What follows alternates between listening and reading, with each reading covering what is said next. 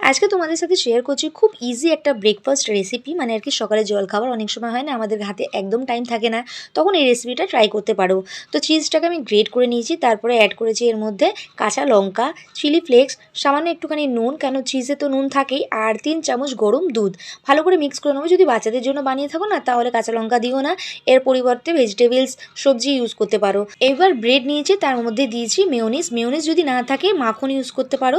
এরপরে দিয়ে দিলাম চিজটাকে। এবার এটাকে আমরা বেক করব ফ্রাইং প্যানে একটুখানি বাটার দিলাম, আর গ্যাসের ফ্লেমটা না এখানে লো থাকবে।